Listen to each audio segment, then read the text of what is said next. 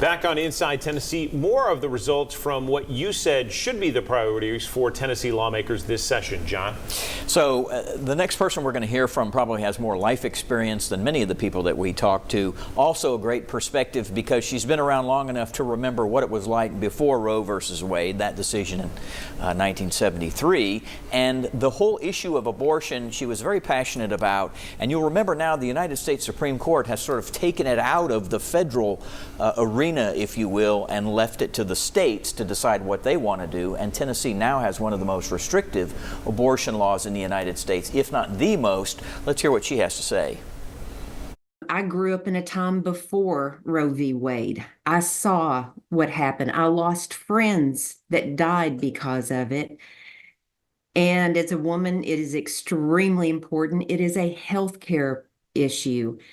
And I never in my wildest dreams thought that at my age I would see that taken away. It just is baffling to me.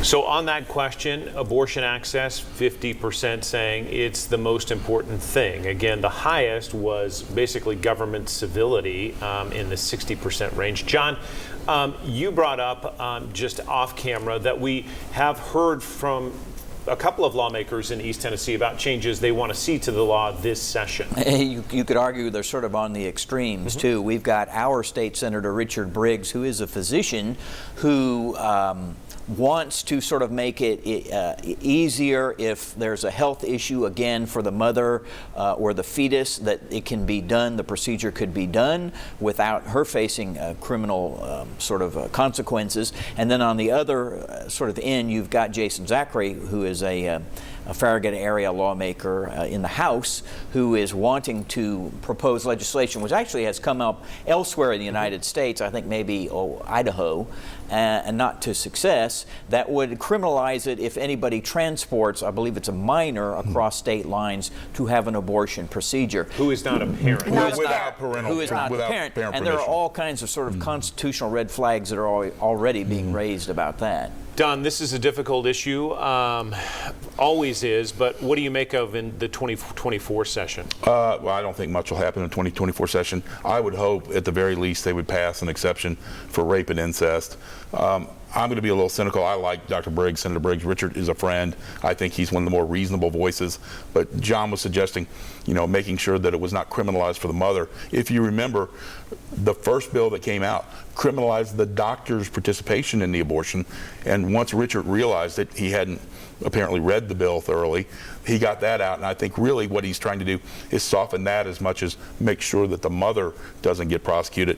One might claim a little self-interest as a physician. He is retired, so he's not going to be exposed to it. But it's just, this is a ridiculous time and place for our country to be at, letting legislators make healthcare decisions. Susan, only about a minute left. You heard the speaker say last week on our show that he would be okay with the rape and incest that doesn't exist currently. And so maybe something will happen along those lines. But put that against Jason Zachary. Well, Jason's bill hadn't passed yet, and as I've read, it doesn't have a sponsor in the Senate yet. But, this is a huge issue across the country. We've talked about it many times. 35 states, I think, have an abortion amendment of some kind on the ballot. So it's going to be probably the largest issue at the polls. And right. Trump and Biden are going to have to answer about it, but we know where they both stand. And we've seen when the abortion issue gets on the ballot that even in the reddest of states, it gets voted down. We don't have that provision in Tennessee. You cannot put an issue like that by citizen petition on our ballot. It is a true constitutional republic to deal with. And Susan, you pointed out it may be pivotal in the presidential race. I think some of our neighboring states are going to be taking this up as well. Is Georgia taking it up maybe? I think it's coming up. Kentucky already has. Kentucky's addressed it, yeah. We certainly appreciate the people who responded to this survey. There will be more in the future, and thank you to those of you who interviewed with us.